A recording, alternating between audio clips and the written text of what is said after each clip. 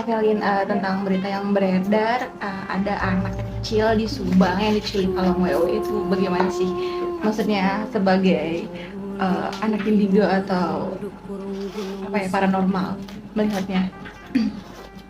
Memang kalau cerita mengenai kalong wewe itu kan emang sejak dari dulu yang namanya bangsa lelembut itu paling suka menggoda anak kecil ya, terutama anak kecil yang dirasa menurut kelahiran yang kelahirannya kuat ya. Artinya di sini Jumat Kliwon, Wage, Pon itu pasti sudah pasti dan biasanya mereka selalu diincar oleh makhluk lelembut. Tapi rumah ini nggak ditempatin selama 3 tahun. Emang apakah ada selain kolong wewe ada mau apa lagi sih? Banyak. Kalau aku lihat di situ suasana rumahnya juga sangat suram ya, apalagi rumah di suatu pedesaan kiri kanannya sawah ya. Aku lihat di situ juga kiri kanannya sawah dan jarang-jarang dengan tetangga itu hampir halamannya jarang ya. Apalagi kalau di daerah itu sangat kental dengan mistisnya. Kalau aku lihat di situ di dalam rumah itu 3 tahun tidak ditempatin, otomatis di situ bukan hanya kalong wewe, itu ada juga makhluk hitam ya berbulu, kemudian kuntilanak, pocong dan banaspati kalau aku lihat di situ ya, karena aura rumah tersebut juga aku rasakan adalah panas gitu. Jadi bukan hanya kalong wewe, tapi kalau yang itu tadi bahwasanya hantu ataupun lelembut yang paling menyukai anak, apalagi anak itu yang memiliki kekuatan ya, artinya kekuatan itu dalam arti lahirnya, secara lahir dia memiliki aku lihat anak ini juga bukan anak biasa, boleh dibilang juga memiliki kemampuan yang dimiliki yang disukai oleh makhluk astral tersebut, sehingga anak itu pasti tidak boleh mengungkap sesuatu. Artinya bangsa lembut itu suka dengan makhluk itu, dan biasanya kalau anak kecil yang sudah pernah dibawa oleh kalong wewe, dia biasanya disuapin, bentuknya adalah mie, tapi sesungguhnya itu bukan mie tapi cacing. Tujuannya adalah supaya anak tersebut tidak bisa mengungkap ya dunia mereka, dan biasanya anak tersebut biasanya juga bisa melihat, bukan hanya merasakan, tapi dia bisa melihat secara gamblang bangsa lelembut ya, sehingga berusaha sang lelembut tersebut untuk menutup anak tersebut, artinya supaya ikut dalam dunianya mereka gitu. Oke. Mungkin diumpetinnya atau dibawa itu kemana sih biasanya? Tidak lain dan tidak lebih biasanya disembunyikan di bawah payudaranya seorang kalong wewe tersebut, karena kan kalong wewe itu sifatnya adalah seorang ibu ya. Kalong wewe itu wanita dan dia itu pecinta anak laki-laki ataupun perempuan, terutama anak yang memiliki kemampuan khusus gitu. Jadi aku pun dulu waktu kecil hampir, cuman waktu itu karena memang dari dasarnya waktu kecil itu aku tuh sering kali didatengin bangsa lelembut seperti itu. Mungkin mereka melihat yang di belakang aku ya, jadi ketika dia udah mau bawa aku terus tiba-tiba terlepas, kayak mereka itu panas gitu.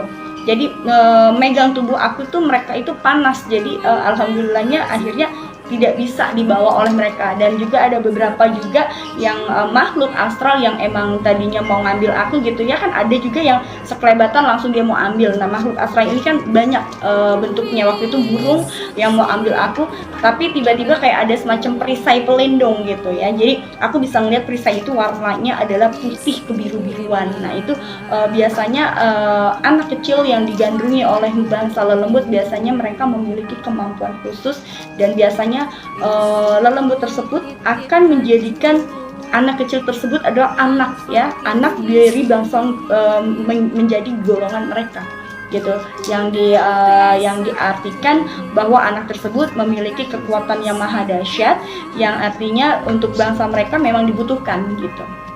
Emang tujuannya tuh untuk menculik anak dari manusia tuh apa nih? Kan kita kan beda alam. Ya, tujuannya itu tadi, anak yang diculik biasanya mereka memiliki kemampuan khusus. mereka biasanya mengambil ya gini. Jadi bangsa lelembut dengan bangsa manusia itu kan berdampingan sangat tipis sekali, setipis ari.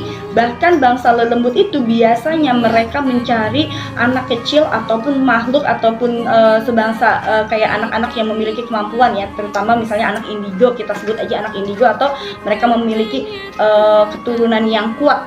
Biasanya mereka akan menjadikan keturunan itu sebagai bahan perlindungan untuk dia, dan biasanya juga akan dijadikan tuannya mereka yang akan menyesatkan manusia. Contoh ya, banyak sekali kalau kita dengar bahasanya adalah ilmu, orang yang memiliki ilmuwan ya, keilmuan yang tinggi tapi ilmu hitam biasanya akan digunakan untuk seperti itu. Jadi akan menyesatkan manusia untuk kepentingan mereka yang berkaitan dengan kehidupan, yaitu karena bangsa lelembut yang seperti itu biasanya bangsa lelembut yang memang tujuannya adalah menggoda anak manusia untuk sesat, seperti itu. Tapi ada nggak sih Kak Felin udah diambil sama kalau wewe tapi nggak kembali lagi?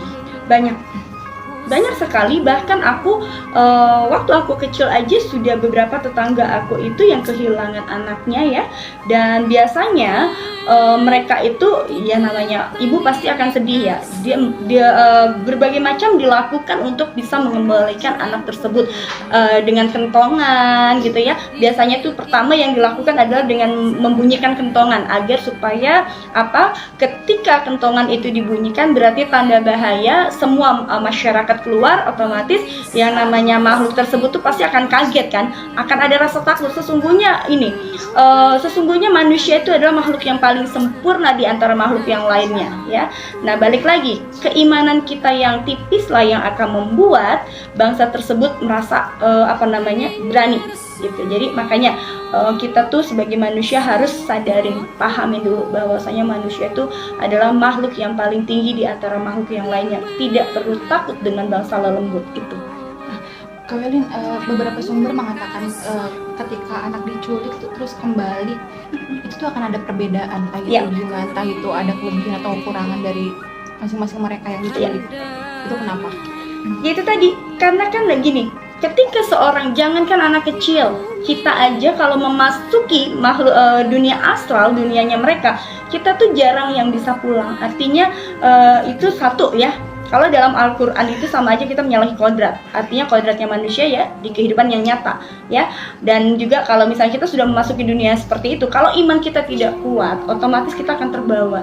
Balik lagi kepada keimanan kita. Makanya sadarin dan pahamin dulu siapa kita sebenarnya, bahwasanya kita makhluk Tuhan yang paling tinggi derajatnya di antara manusia yang lainnya. Ketika kita mengucap la ilaha illallah Muhammad Rasulullah, otomatis itu adalah sebagai pagar diri kita yang paling tertinggi. Bahwasanya di situ ada pertolongan Allah dan ada pagar ya antara dunia kehidupan manusia dan dunia gaib. Ya, makanya manusia ini juga edukasi buat seluruh masyarakat Indonesia, khususnya jangan pernah kita bersekutu dengan iblis ya. Kenapa makhluk-makhluk yang sudah di dunia lain itu terus ketika dia dipulangkan dia kehilangan akal sehat, boleh dibilang banyak yang gila. Kalau tidak gila dia tidak bisa bicara, bahkan dia sering merasa ketakutan karena dia sudah ditutup ya matanya, dia mata normalnya dia sudah ditutup. Dan ketika dia balik ke dunia nyata manusia, dia akan melihat manusia itu setan. Seperti kebalikannya gitu. Seperti kita, kalau kita melihat setan kan wujudnya seperti itu, mengerikan. Begitu juga makhluk ya, artinya manusia yang pernah berada di dunia astral lain, biasanya dia juga akan melihat hal yang sama. Artinya manusia tersebut tidak akan pernah bisa normal melihat manusia seperti kita ini. Artinya mereka akan melihat kita tuh, itu kayak setan misalnya, mbak ini kok kayak ini ya, kayak misalnya kayak kuda atau apa, dia akan bisa melihat seperti itu. Dan itu adalah cara bangsa lelembut untuk menipu kita manusia gitu dah.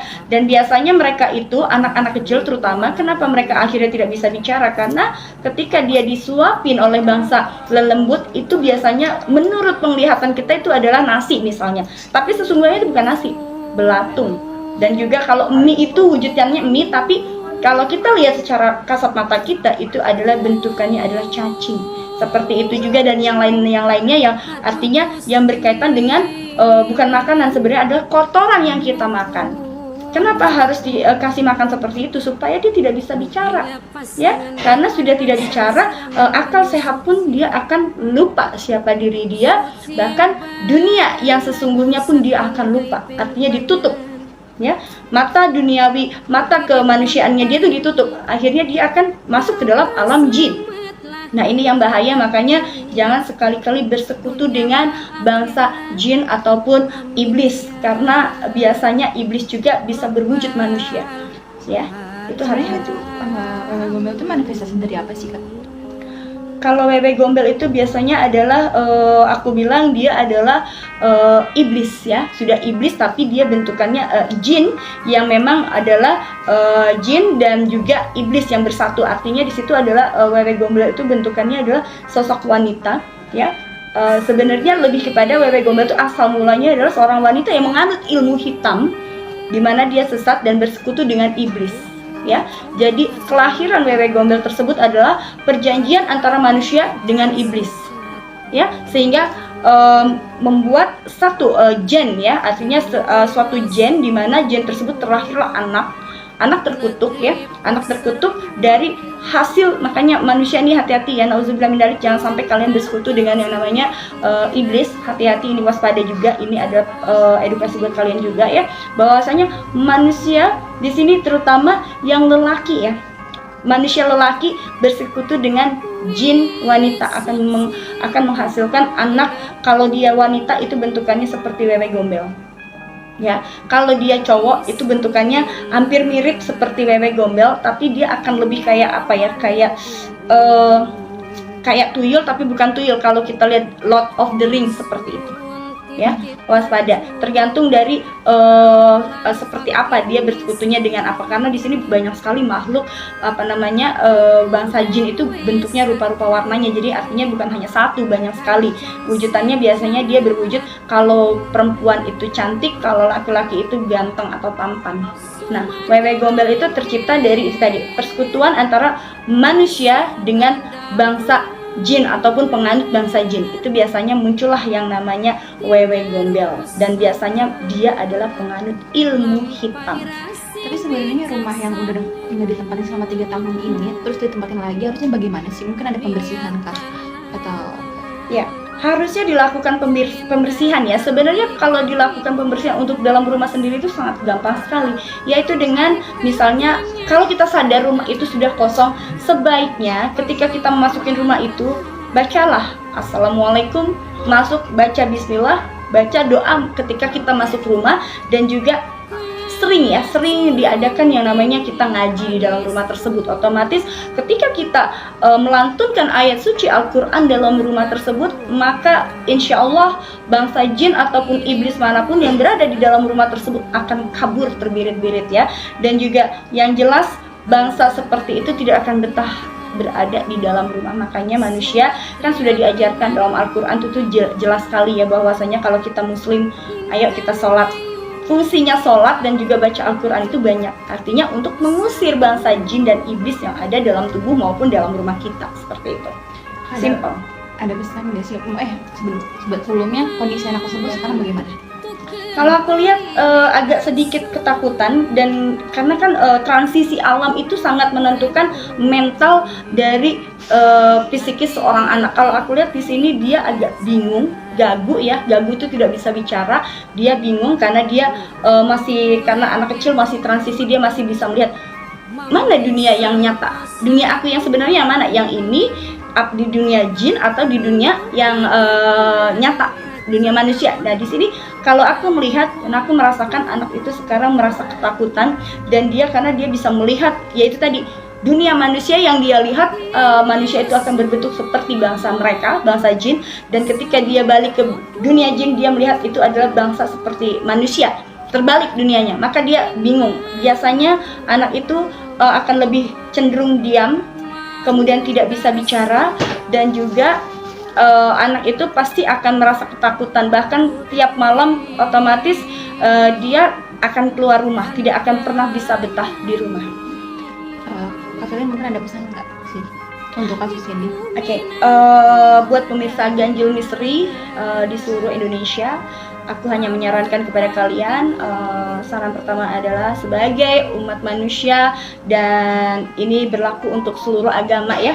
Ketika kita memegang teguh kepada agama kita, jangan lupa kepada Tuhan kita. Dimanapun kita tempat atau melangkah ataupun kita pergi, jangan lupa untuk selalu baca doa ya. Ingat kepada Tuhan kita supaya agar terhindar dari yang namanya mara bahaya ataupun bangsa jin yang akan menyusup kepada manusia ataupun di mana saja. Kemudian juga ketika kita berada di dalam suatu rumah ataupun yang tempat sekiranya rumah tersebut kosong ataupun asing bagi kita, jangan lupa kita harus juga bacakan doa sesuai agama kalian masing-masing, dan juga usahakan untuk sholat ataupun beribadah di tempat tersebut agar hati kita yakin pantas nggak kita berada di tempat tersebut. Biasanya kalau tempat yang memiliki aura negatif ataupun bangsa jin yang penuh di situ, biasanya akan terasa panas pada tubuh kita karena akan bereaksi suhu tubuh kita dengan suhu tubuh bangsa jin itu akan berbentrokan dan biasanya akan terasa panas. Dan juga yang perlu diingat adalah jangan pernah kita bersekutu dengan bangsa jin apapun itu bentuknya ya. Jangan pernah bangga kalau kita, ya kebanyakan kan sekarang fenomenanya semua orang merasa bahwa dia tuh saya memiliki kodam. Sebenarnya kodam itu tidak ada. Sebenarnya itu adalah ajakan dari bangsa jin ataupun iblis untuk menyesatkan umat manusia. Sesungguhnya bahwasanya la ilaha illallah Muhammad Rasulullah, tidak ada Tuhan selain Allah. Apapun itu kita akan kembali kepada Allah Subhanahu wa taala. Jadi saran aku dimanapun kalian, jangan lupa untuk kita sebagai umat manusia mengetahui azab dan istiadat. Artinya dimana kita pergi ke suatu tempat, kita harus juga berdoa ya, jangan lupa untuk berdoa. Dan itu tadi pesan aku yang kedua adalah banyak-banyaklah kita berdoa, bersolawat, dan juga ingat kepada Tuhan kita Allah Subhanahu wa taala.